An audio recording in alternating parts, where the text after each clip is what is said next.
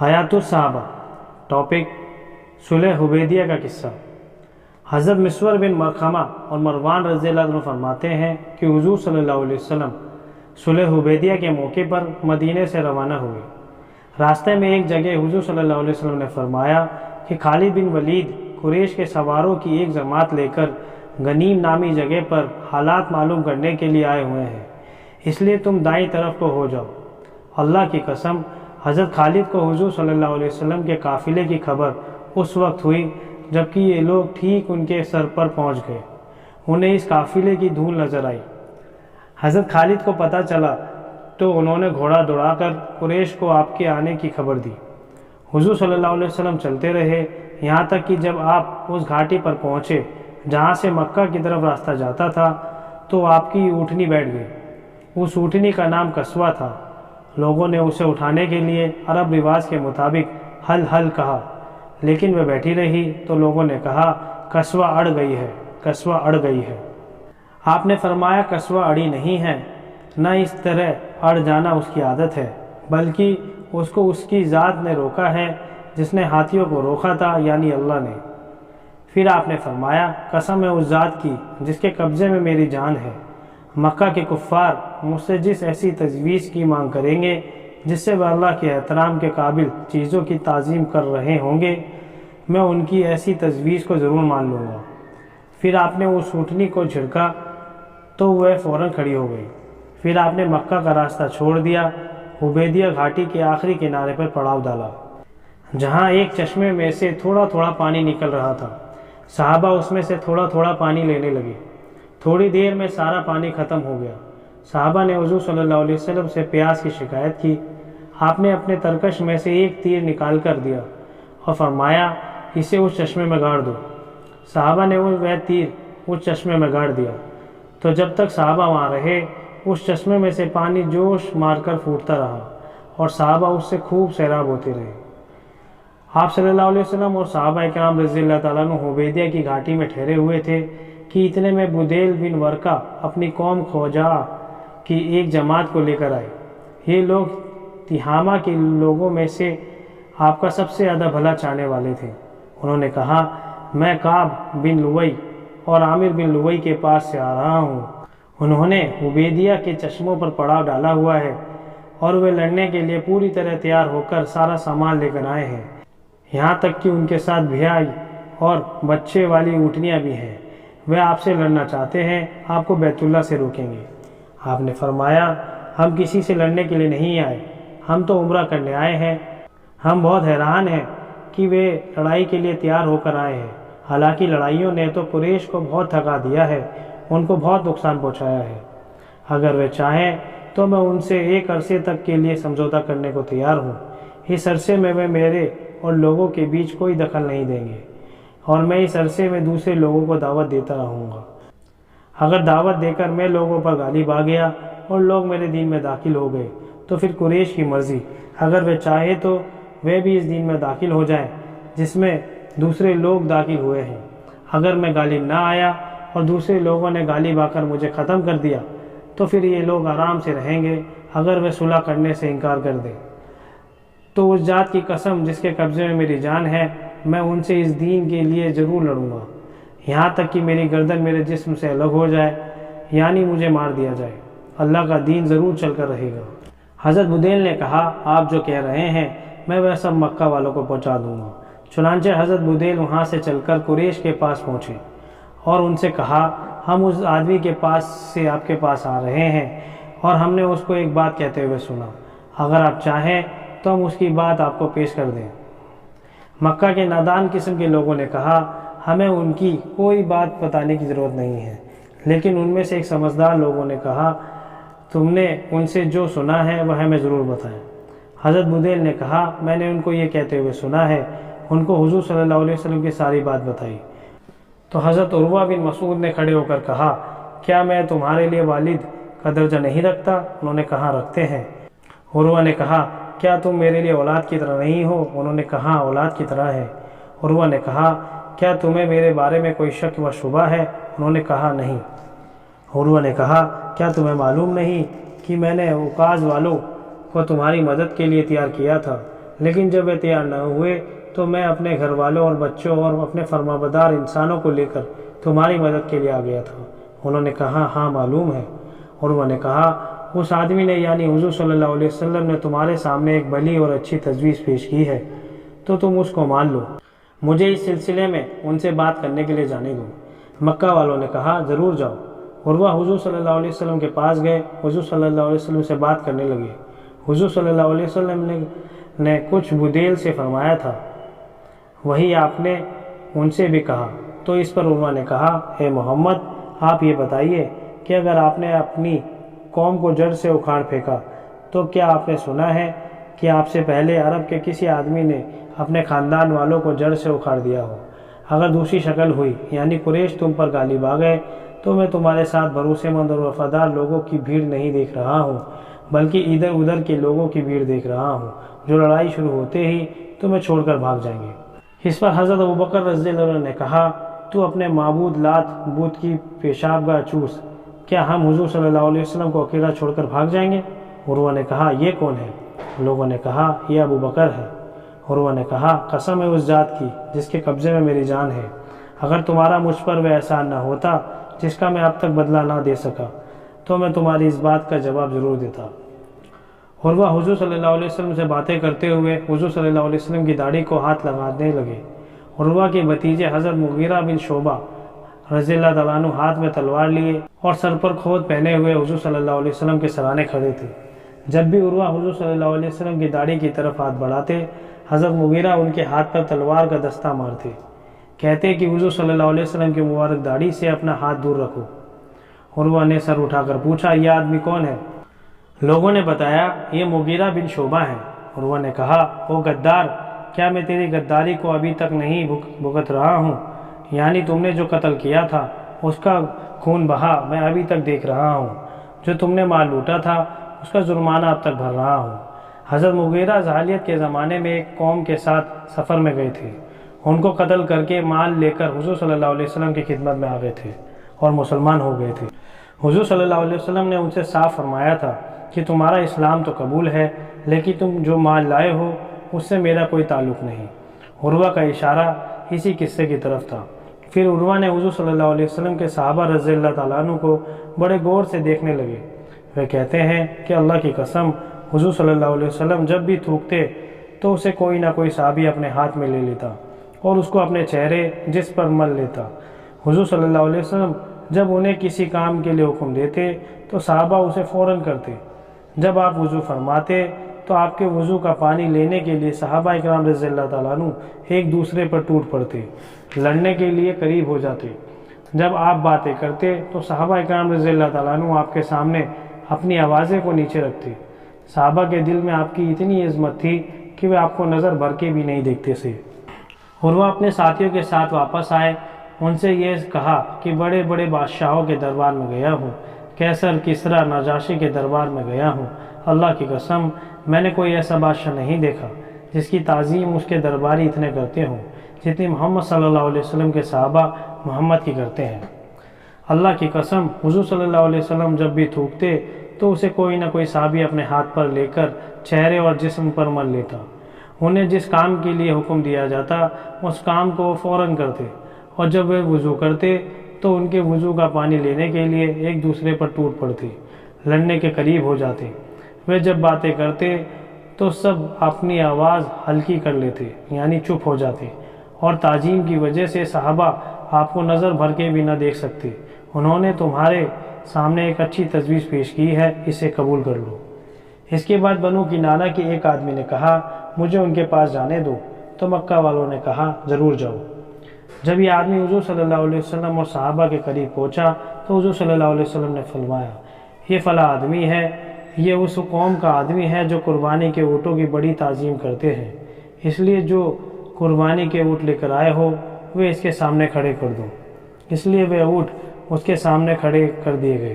پھر لوگوں نے لبیک کہتے ہوئے اس کا استقبال کیا۔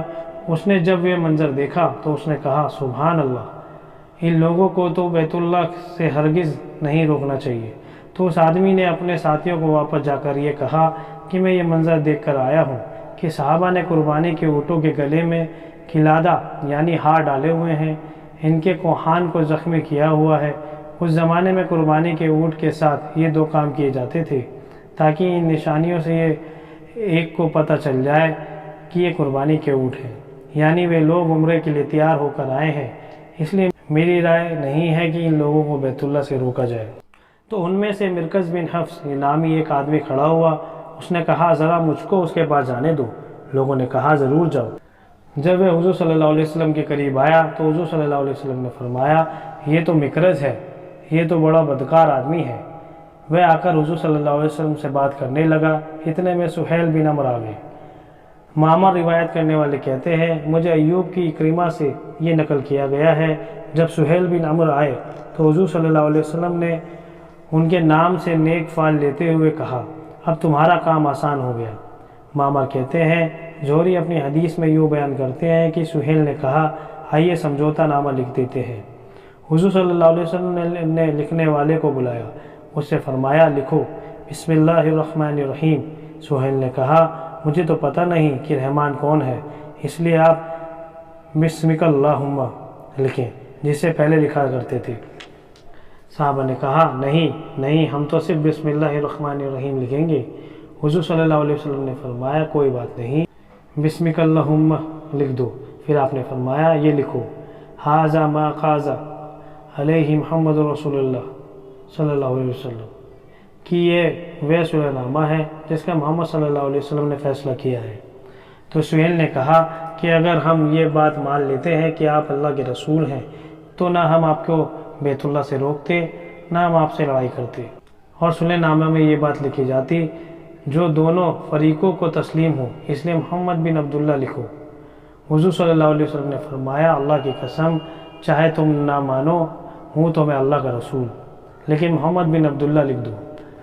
حضرت زہری فرماتے ہیں کہ حضور صلی اللہ علیہ وسلم کافروں کی ہر بات اس لیے مان رہے تھے کیونکہ قصوہ اٹھنی کے بیٹھ جانے پر آپ نے اللہ کی یہ عہد کیا تھا کہ مکہ کے کفار مجھ سے جس ایسی تجویز کی بھی مانگ کریں گے جس سے وہ اللہ کے احترام کے قابل چیزوں کی تعظیم کر رہے ہوں گے تو میں ان کی ایسی ہر تجویز کو مان لوں گا۔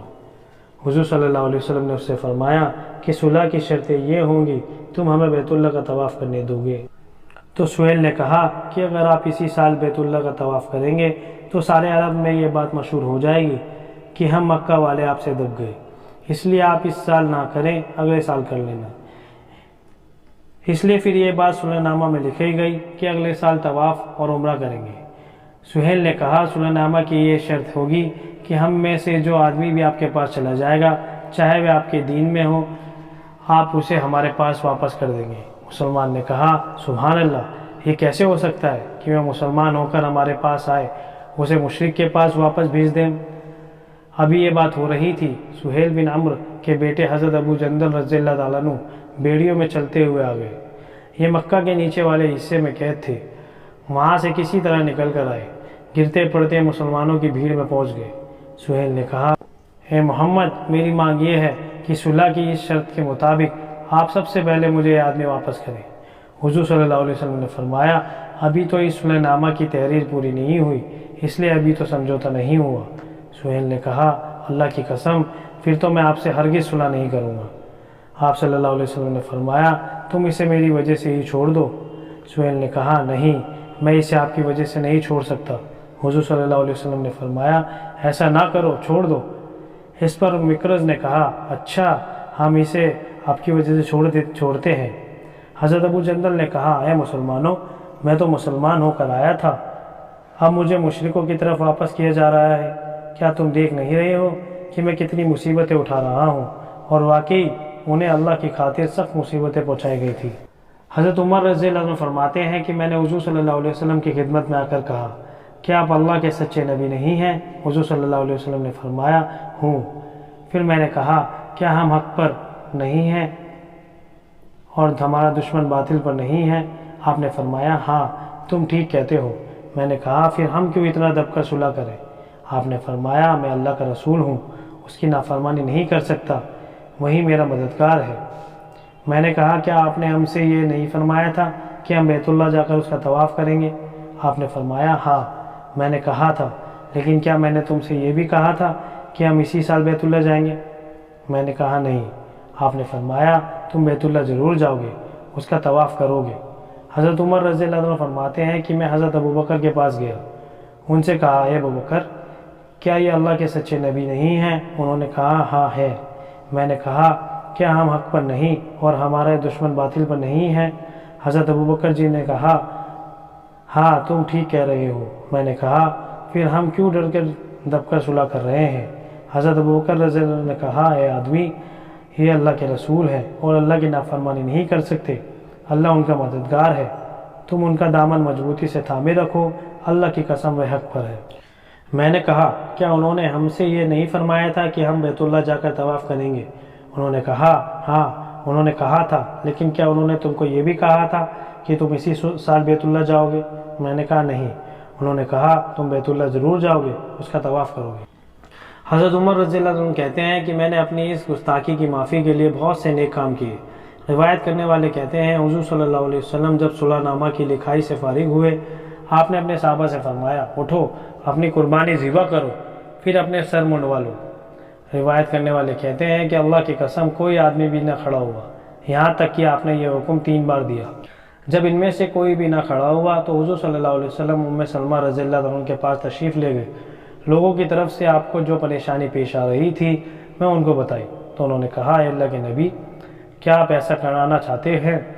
آپ باہر تشریف لے جائیں، ان میں سے کسی سے کوئی بات نہ کریں بلکہ اپنی قربانی ذبح کریں، اپنے نائی کو بلا کر سر منڈوا لیں۔ تب آپ باہر تشریف لائے، ان میں سے کسی سے کوئی بات نہیں کی، اپنی قربانی کو ذبح کیا، اپنے نائی کو بلا کر بال منڈوائے۔ جب صحابہ اکرام رضی اللہ عنہ نے یہ دیکھا تو انہوں نے بھی کھڑے ہو کر اپنی قربانی ذبح کی، ایک دوسرے کے بال موڑنے لگے۔ رنج و غم کے مارے یہ حال تھا کہ ایسا لگ رہا تھا کہ جیسے ایک دوسرے کو قتل کر دیں گے۔ پھر آپ کے پاس کچھ مومن عورتیں آئیں جن کے بارے میں اسی وقت اللہ نے یہ آیت اتاری، اے ایمان والو، جب آئے تمہارے پاس ایمان والی عورتیں وطن چھوڑ کر تو ان کو جانچ لو، اللہ خوب جانتا ہے ان کے ایمان کو، پھر اگر جانو کہ وہ ایمان پر ہیں تو مت پھیرو ان کو کافروں کی طرف، نہ یہ عورتیں حلال ہیں ان کافروں کو اور نہ وہ کافر حلال ہیں ان عورتوں کو، اور دے دو ان کافروں کو جو ان کا خرچ ہوا ہو، گناہ نہیں تم کو کہ نکاح کر لو ان عورتوں سے، جب ان کو دو ان کے مہر، اور نہ رکھو اپنے قبضے میں مانوس کافر عورتوں کی۔ چنانچہ اس حکم کی وجہ سے حضرت عمر رضی اللہ عنہ نے اپنی 2 عورتوں کو طلاق دے دی جو مشرک تھیں۔ ان میں سے ایک سے معاویہ بن ابو سفیان نے، دوسرے سے صفوان بن امیہ نے شادی کر لی۔ یہ دونوں اس وقت تک مسلمان نہیں ہوئے تھے۔ پھر حضور صلی اللہ علیہ وسلم مدینہ واپس آ گئے، اتنے میں قریش کے ابو بصیر رضی اللہ عنہ مسلمان ہو کر آپ کے پاس آئے۔ مکہ والوں نے ان کو واپس بلانے کے لیے 2 آدمی بھیجے، آپ نے ہم سے جو سمجھوتا کیا اسے پورا کریں۔ آپ نے حضرت ابو بصیر کو ان دونوں کے حوالے کر دیا، وہ دونوں ان کو لے کر وہاں سے چلے گئے، یہاں تک کہ ذوالحلیفہ پہنچ کر ٹھہر گئے، کھجوریں کھانے لگے۔ حضرت ابو بصیر نے ان دونوں میں سے ایک سے کہا اے فلاں، مجھے تیری تلوار بڑی اچھی نظر آ رہی ہے۔ اس نے نیام میں سے تلوار نکل کر کہا ہاں اللہ کی قسم یہ تو بہت اچھی تلوار ہے، میں نے اسے بہت لوگوں پر آزمایا ہے۔ حضرت ابو بصیر نے کہا ذرا مجھے دکھاؤ میں اسے دیکھوں۔ اس نے تلوار ان کے حوالے کر دی، انہوں نے اس پر تلوار کا وار کیسا وار کیا وہ ٹھنڈے پڑ گئے۔ دوسرا وہاں سے مدینہ کی طرف بھاگ پڑا، دوڑتا ہوا مسجد نبوی میں داخل ہوا۔ حضور صلی اللہ علیہ وسلم نے اسے دیکھ کر فرمایا اس نے کوئی گھبراہٹ کی چیز دیکھی ہے۔ جب وہ حضور صلی اللہ علیہ وسلم کی خدمت میں پہنچا تو اس نے کہا میرا ساتھی تو مارا جا چکا ہے، اب میرا نمبر ہے۔ اس کے بعد ابو بصیر پہنچے، کہا کہ اللہ کے نبی صلی اللہ علیہ وسلم، اللہ نے آپ کا عہد پورا کر دیا، آپ نے تو مجھے واپس کر دیا تھا، اب اللہ نے مجھے ان لوگوں سے چھٹکارا دلایا ہے۔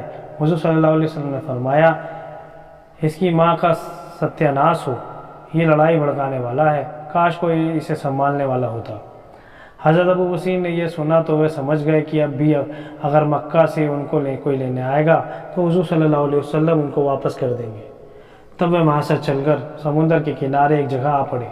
روایت کرنے والے کہتے ہیں کہ حضرت ابو جندل بن سہیل بن عمر رضی اللہ تعالیٰ عنہ مکہ والوں سے چھوٹ کر حضرت ابو بصیر کے پاس آ گئے۔